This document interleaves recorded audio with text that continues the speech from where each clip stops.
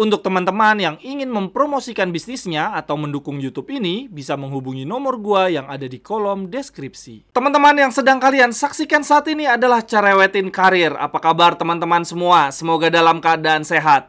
Hari ini, cerewetan gue agak berbeda nih, bukan cerewetin Inter, Serie A, ataupun sepak bola. Hari ini gue mau ngobrol dengan salah seorang temen gue, namanya Ines Kristanti. Dia seorang psikolog klinis yang banyak membuat konten-konten edukasi tentang seksual. Oke deh, nggak usah berlama-lama, langsung aja yuk kita ngobrol bareng Ines Kristanti.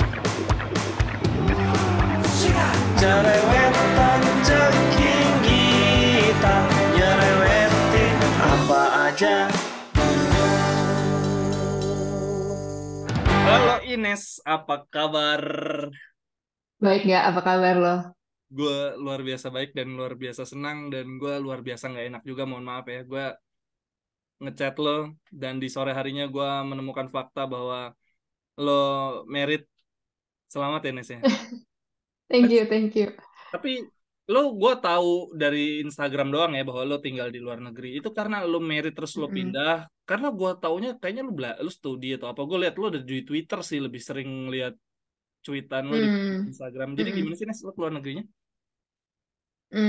Gue kesini ya memang karena merit itu. Jadi suami gue itu orang sini, jadi gue pindah ke sini ya supaya bisa bareng gitu. Hmm.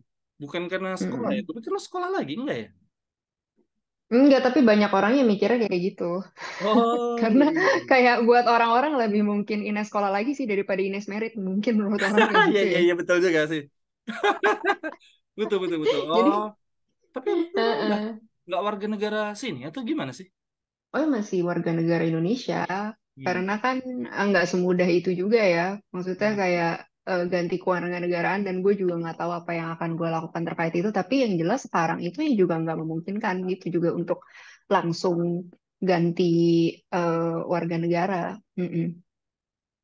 Semua kerjaan di Indonesia yang online semua atau gimana? Iya, gue kan juga sebelum pindah ke sini juga dari pandemi Hmm. kerjaan itu juga udah kebanyakan online. Hmm. Kayak kalau misalkan praktek-praktek gitu tuh Hmm. online gitu. Jadi sampai sekarang pun masih praktek online dari sini. Eh, Soalnya gue waktu kayak kemarin pandemi tuh lo mulai sering datang ke pembicara di sana sini gitu. Maksudnya banyak kegiatan offline juga Hmm, gitu. Lo merelakan mm-mm. ini keputusan yang berat apa enggak sih Nes? Maksudnya lo emang punya pikiran se ekstrim itu ya, bahwa dari topik-topik kerjaan lo, pilihan-pilihan hidup lo memang lo memilih untuk tidak normal atau gimana sih Nes? Ya juga. Ya itu udah dipikirkan dengan penuh kesadaran dan proses lah nggak? Maksudnya kalau ditanya gampang atau enggak Ya. meninggalkan yang di Hmm. Indonesia, gue sih nggak mau bilang meninggalkan juga ya, karena maksudnya cukup banyak kerjaan-kerjaan juga yang masih bisa gue handle dari sini. Tapi yes, kalau misalkan kayak jadi pembicara offline gitu, mungkin ya tidak dimungkinkan selama gue lagi ada di sini gitu. Tapi pun gue juga berencana, kan gue masih ada keluarga di Indonesia juga gitu. Jadi yang jelas gue berharap bisa balik juga quite frequently gitu. Jadi Oke. em, yang yang ya tetap aja sih, maksudnya ada sebuah keputusan yang sulit juga yang dibuat, tapi menurut gue ya tepat gitu. Tapi ya Hmm. memang kan pasti ya namanya merit, Hmm. namanya berkomitmen pasti ada kompromi kan ya Hmm. gitu ya. Saat ini komprominya kayak gitu gitu. Oke. Nes, gue mau nanya nih. Gue nggak tahu ya apakah Mm-mm. penonton YouTube gue bisa menerima topik ini atau enggak sejujurnya. Mm-mm. Tapi gue tertarik di Twitter, gue ngelihat sebuah konten yang menyebutkan bahwa di Jepang Mm-mm. orang prostitusi membayar untuk seks itu jauh lebih bisa Mm. mereka terima dibandingkan bahkan sekedar ngobrol ke sembarang perempuan ya. Bahkan perbandingannya nggak seks to Mm. seks ya, seks to ngobrol gitu. Nah, itu menurut Ya. orang, ya menurut di konten itu bagi orang Jepang ya lebih nggak apa-apa. Nah, gue penasaran sebetulnya perilaku seks itu kita bisa sebut menyimpang atau normal tuh dipengaruhi kultur sebuah negara atau enggak sih, Nes? Apa memang seks itu harusnya satu Hmm, bahasa gitu, bahwa ini boleh, ini nggak boleh gitu. hmm, hmm, Kalau lu ada hmm. itu nggak, Nes? Punya pandangan kayak gitu nggak, Nes? Sebenarnya kalau kalau kalau misalkan kita pakai terminologi normal juga, what is normal? Hmm, Gitu ibaratnya. Misalnya nih, lo di dalam satu grup pertemanan, ya. semua teman-teman lo ibaratnya ngapain ngerokok gitu. Hmm, Semua teman-teman lo ngerokok. hmm. Dan itu menjadi hal yang dalam tanda kutip normal Nah, ketika di di tempat lain pertemanan lo. gitu. Hmm, Belum tentu di tempat lain begitu kan. Dan juga kalau kita ngomongin yang lebih baik yang mana ya tentu lebih baik tidak merokok gitu kan. hmm, Jadi what is normal anyway gitu. Apakah memang yang common itu bisa dianggap sebagai sesuatu kebenaran yang mutlak kan hmm, kayaknya juga susah ya hmm, untuk ngomong seperti itu. Tapi apakah memang persepsi kita terkait seksualitas itu bisa dipengaruhi oleh budaya kita, hmm, kemudian orang-orang di sekitar kita tuh mikirnya apa, hmm, kita hmm, dibesarkannya itu kayak gimana, ya itu tentu saja bisa gitu. Kayak misalnya di Indonesia kita anggap seks itu tabu. hmm, Mungkin orang-orang di negara barat nggak nganggap setabu itu gitu kalau kita ngomongin hmm, terkait seks. Nah, itu kan udah sebagai contoh ya, eh, itu bisa mempengaruhi gitu loh. hmm. Tapi tadi kalau kita coba membandingkannya dengan rokok kan tadi normal dan benar atau enggak ngerokok gitu, dengan normal atau enggak Hmm. ngerokok. Nah, kalau seks itu berarti di apa yang bisa dikatakan benar, apa yang bisa dikatakan normal sih, maksudnya hukum hukum benar dan salahnya itu ada sebetulnya di seks. Maksudnya apapun kulturnya, yang salah tuh bila gitu. Itu yang lo ajarkan selama ini itu terkait benar benar kan sebetulnya, ini lo yang benar atau ini lo yang normal atau gimana sih, Nes? Sebenarnya kalau buat gue, Hmm. kalau ngomongin terkait seksualitas, prinsipnya itu tidak merugikan diri sendiri dan tidak merugikan orang lain. Hmm. Oke. Berarti gitu, tidak tidak membahayakan diri sendiri, tidak merugikan diri sendiri dan tidak dan catatannya lagi tidak merugikan orang lain gitu. Kalau Oh iya, misalnya iya. kita mau enaknya sendiri, ibaratnya nih, lu punya kecenderungan gitu Hmm. suka sama benda-benda Ya. eh, yang nggak lazim gitu pada saat berhubungan Hmm. seksual atau di dalam seksualitasnya. Hmm. Hmm. Terus lo nyuri celana dalam tetangga lo Nah, gitu. Terus lu pakai buat fantasi, itu kan merugikan orang. Lo oke. nggak konsen ke dia Hmm. gitu dan dia pasti nggak mau diperlakukan seperti itu sama lo gitu. Oke. Tapi yes itu tidak, lo menurut lo itu tidak merugikan diri lo, tapi itu Hmm. merugikan orang lain. Nah itu nggak boleh gitu. Oke, berarti prinsip benar atau salah dalam seks itu lebih ke merugikannya itu ya, merugikan diri sendiri dan orang lainnya itu ya. Mengganggu diri sendiri, merugikan diri sendiri atau enggak. Ya kalau gue sih melihatnya seperti itu aja ya, karena Hmm. maksudnya kalau kita ngomongin satu perilaku benar atau enggak tuh bisa debatable banget menurut gue. Tapi ya balik lagi, eh, yang biasanya gue pegang prinsipnya adalah ya jangan sampai itu merugikan diri sendiri dan merugikan orang lain gitu. Oke, berarti benang merah dari konten-konten lo selama ini adalah bagaimana mengajarkan orang bahwa yang ini bisa merugikan diri lo loh, yang ini bisa merugikan orang lain loh. Jadi lo lebih ke arah situ ya, bahwa perilaku orang akan seperti apa, ya itu kembali ke orang masing-masing selama ada persetujuan dengan si lawan, dengan si partner dan dirinya tidak kenapa-napa gitu ya, Nes. Ya. Lo lebih ke arah situ ya, bahwa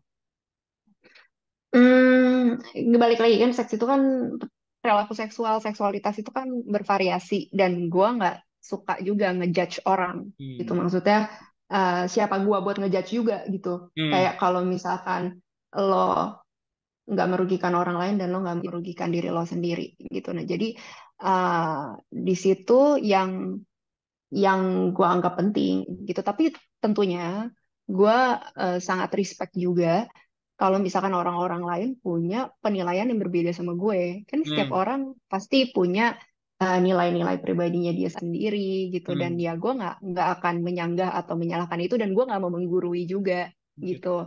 Tapi positioning gue tuh lebih yang kayak kan gue juga share gitu. Maksudnya ini loh untuk kesehatan seksual lo tuh Ya. penting untuk melakukan Hmm, ini. hmm, Nah itu kan jelas bagus gitu untuk diri hmm, kita sendiri, bagus buat perempuan-perempuan gitu. Kalau misalkan kenal bagaimana merawat kesehatan seksual kita gitu hmm, misalnya. Nah, itu ya yang gue share adalah yang menurut gue bisa Hmm. bagus buat diri kita semua gitu loh. Hmm. Jadi, tapi terlepas dari itu, mungkin Hmm. kan juga ada hal-hal yang tentunya pribadi ya gitu. Masing-masing punya penilaian sendiri. Nah, itu gue juga respect sih gitu. Maksudnya setiap orang bisa menilai untuk dirinya sendiri juga. Oke, Nes, terakhir deh. Gue penasaran deh, gue nggak punya cukup pengetahuan tentang perilaku seksual kan. Kalau ada nggak sih selain yang si Jepang tadi bahwa oh kalau ini legal nih, lu punya pernah melihat contoh-contoh kayak gitu tapi negara lain nggak sih? Kayak ini di Indonesia nih kayak gini nih, nggak mungkin nih. Kalau kayak gue ya nonton bokep, gue tuh paling sering yang taksi, tapi bukan yang fake taksi ya. Fake taksi kan kayaknya fake banget tuh. Ada tuh, gue nggak ngerti tuh charge taksi gitu kayak dia ngobrol sama penumpang dan terlihat lebih natural terus kok bisa gitu tuh dengan obrolan Hmm. sejam 2 jam 5 menit 10 menit di dalam perjalanan terus dia bisa akhirnya bersepakat untuk melakukan hubungan seksual. Menurut gue mikir apa ini hal normal ya di sana ketemu orang ngobrol sereceh ini dan berujung ke situ gitu dan nggak ada Hmm. apa namanya kayak wah ini harus di dalam atau di luar gitu kayak mereka udah sepakat aja gitu maksudnya apa itu bohongan apa itu emang bohongan atau gimana gitu. Terus Ya gue gak tahu ya itu bohongan atau beneran. Yang jelas nggak semua yang lu lihat di internet kan ya, beneran ya, ya jelas walaupun gitu. kategorinya seakan-akan real gitu ya reality gitu ya. Ya gue nggak tahu juga, gue nggak bisa komen soal kebenarannya atau enggak gitu. Tapi apa ya yang unik-unik? Maksudnya menurut gue di hal-hal sederhana aja deh gitu. Kayak kalau misalkan kita ngomongin terkait seksualitas di Indonesia juga kan sebenarnya masih agak-agak susah ya gitu. Maksudnya Hmm. masih ada challenge-nya gitu. Sementara kalau misalkan di budaya lain mungkin itu udah lebih terbuka gitu untuk Hmm. dibicarain. Concern-concernnya, isu-isunya tuh juga beda gitu ya. Oh, lu lihat Twitter Indonesia sama lu lihat Twitter di tempat lain pasti Hmm. isinya kan juga beda-beda gitu Hmm. loh yang Hmm. terkait seksualitas apa sih yang didebatin gitu. Hmm. Di Indonesia kan kita suka banget ya debatin split bill gitu. Mungkin di budaya lain kan Ah, enggak gitu-gitu ah. kan. Nah, jadi ya sama gitu juga seksualitas juga ya mungkin bisa dipengaruhi juga gitu dengan apa kondisi di situ tuh kayak gimana gitulah. Tapi apa Nes yang kalau di sana tuh lebih bahas apa sih kalau tentang seksualitas? Kalau di Eropa lah. Yang gue amati sih ya kalau misalkan di Eropa ini ya gue nggak mau bilang ya maksudnya oh di Eropa tuh lebih ideal dari Indonesia karena pasti Hmm. juga ada challenge-nya di sini gitu dalam memberikan edukasi seksual Ya. gitu. Tapi kalau gue lihat nih penelitian dari penelitiannya di sini itu lebih banyak daripada di Indonesia itu lebih banyak penelitian-penelitian yang fokusin ke seksualitas dalam segi pleasure gitu loh kayak maksudnya sexual well-being bagaimana seseorang itu bisa punya kehidupan seksualitas yang memuaskan yang Hmm. happy gitu jadi terkait sexual pleasure itu kalau gue cari-cari jurnalnya ya memang lebih banyak dapetnya dari jurnal luar negeri gitu. Kalau misalkan di Indonesia mungkin kita karena tantangannya beda ya, kita jadi fokusnya beda gitu. Mungkin kita masih lebih ke preventif apa penyakit penular seksual gitu. Misalnya bagaimana terkait kesehatan seksual yang menurut gue itu juga penting Di gitu. Itu Eropa tuh menurut udah gue juga penting. kesehatan maaf Nes, di Eropa kesehatan seksual tuh udah mereka udah jadi pengetahuan umum ya, sudah tahu sama tahu bahwa kalau sama orang random harus begini begitu itu udah jadi pengetahuan dasar mereka ya. Gue nggak tahu dan gue nggak mau Generalisir.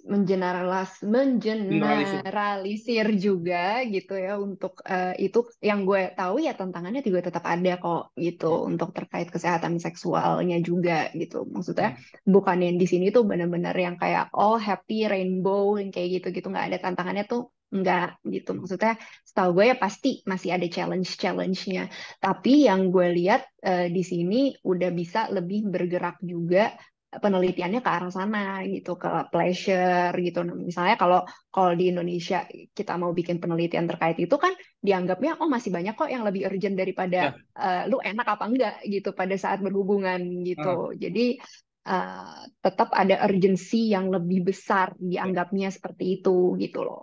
Nah, pressure tuh maksudnya gimana sih? Seks dalam tekanan nggak apa maksudnya ketakutan? Pleasure, pleasure, Oh, pleasure. pleasure, puasan.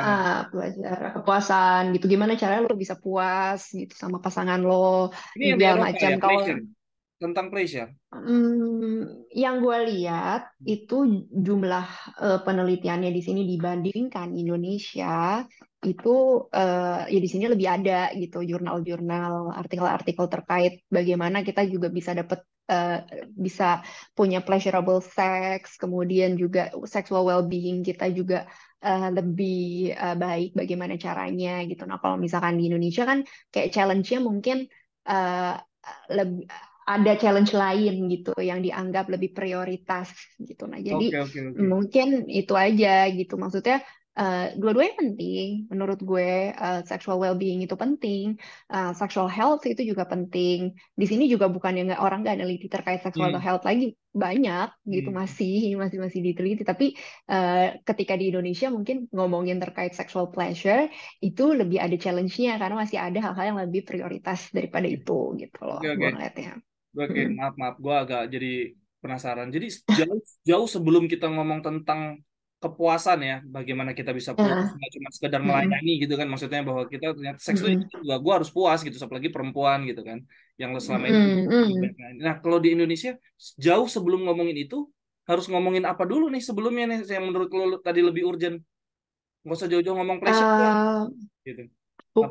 bukannya harus sih menurut gue, maksudnya bukan harus ngomongin ini dulu gitu tuh Hmm, baru pleasure. Maksudnya gue nggak bisa bilang harus atau gimana ya gitu. Tapi misalnya gini, kayak contoh yang tadi Angga bilang nih, kayak cewek itu berhak juga gitu dapat hmm, pleasure atau hmm, dapat kepuasan ketika berhubungan. hmm, Mungkin di Indonesia nggak semua perempuan tahu itu gitu, hmm, dan penelitian terkait itu juga belum sebanyak itu gitu. Nah, hmm, karena kita punya tantangan juga,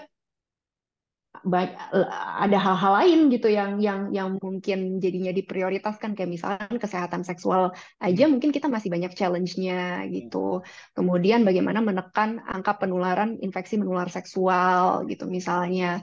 Terus bagaimana menurunkan angka kematian ibu pada saat melahirkan, yang kayak gitu-gitu loh. Jadi kayak memang em, itu kan dianggap mungkin lebih urgent ya daripada puasan. perempuan itu bisa ngerasa enak atau enggak gitu ketika berhubungan. Walaupun ya ketika kita ngomongin well-being atau kesehatan secara general, kita kan juga bukan hanya ngomongin kesehatan secara fisik, tapi kesehatan secara psikologis juga, yang mana Hmm, kayak sexual well-being, kita dapat hmm. seks yang memuaskan atau enggak, ya itu bisa berkontribusi ke kita punya kesehatan mental juga gitu. Oke, oke, oke. Jauh juga ya. Maksudnya, ya mungkin kadang kita juga kalau, tapi mau melihat bahwa orang Indonesia udah lompat nggak sih? Maksudnya, mungkin gue Mhm. juga merasa lompat. Gue udah jauh, terlalu jauh memikirkan tentang pleasure nih, bagaimana memuaskan pasangan. Tapi ternyata skip nih gue soal kesehatan gitu. Itu kan soal merugikan kan. Gue ya sama-sama puas, Mhm. sama-sama merugikan kan ya,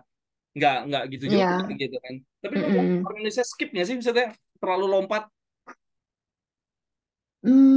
Lompat dalam artian mereka ignoring kesehatan, Tahu jadi ya, antara lebih ke ignoring pleasure aja gitu. atau nggak Oh, dapat, kita udah terlalu jauh. hmm. Nih gue sebagai anak usia 30-an dan teman-teman usia 20-an dulu, kita terlalu jauh memikirkan kepuasan, terlalu banyak edukasi tentang kepuasan, bagaimana memuaskan pasangan, tapi lupa bagaimana Hmm. sehatnya, bagaimana ini bisa melukai. Hmm. Menurut gue dua-duanya bisa berdampingan juga sih. Maksudnya dua-duanya tetap teredukasi dengan baik gitu. Maksudnya kita ketika ngomongin soal kesehatan seksual, edukasi seksualitas kan maunya yang komprehensif juga ya, yang mengcover ke kesehatannya juga. Itu penting gitu. Tapi juga apa mengcover juga terkait sexual well-being-nya tadi gitu. Hmm. Kalau dianggap lompat atau enggak, menurut gue justru itu ya enggak ya, karena memang kita anggap kesehatannya itu mungkin lebih urgent Hmm. gitu. Jadi mungkin kita lebih banyak fokus ke sana gitu. Kayak kalau misalkan penelitian-penelitian yang gue lihat ya gitu.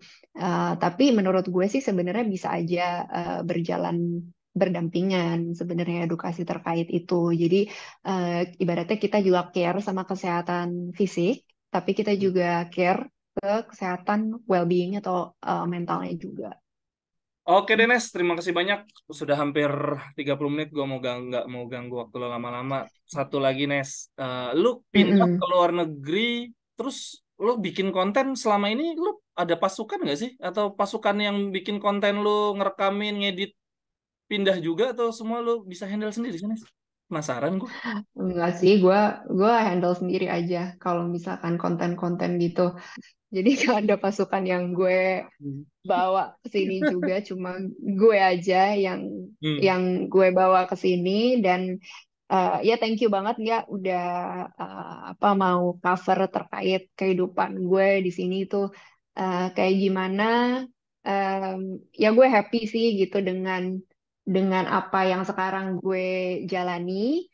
Em, ini menurut gue walaupun challenging, bukan merupakan sebuah pengorbanan juga gitu. Maksudnya, pindah ke sini tuh mengorbankan yang Hmm. lain gitu tuh enggak gitu. Maksudnya challenging, tapi menurut gue ini juga sesuatu yang I look forward to gitu. Hmm. Jadi thank you udah diajak ngobrol terkait ini juga. Gue yang thank you banget. Terima kasih banyak Ya. berkenan Mm-mm. menanggapi chat receh-receh dari netizen kayak gue. Thank you Ines ya. Gue izin ini gue Iya, upload di sosial media gue di ya, YouTube. Thank you. Bye-bye ya. Ines.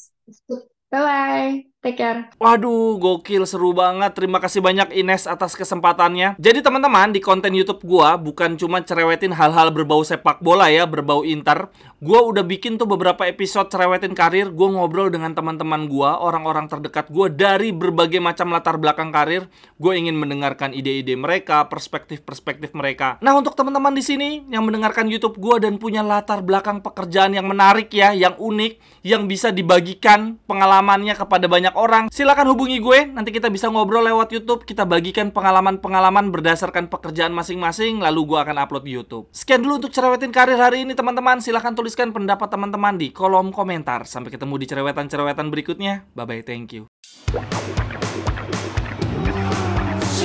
Cerewetan ceking kita, nyerewetin apa aja.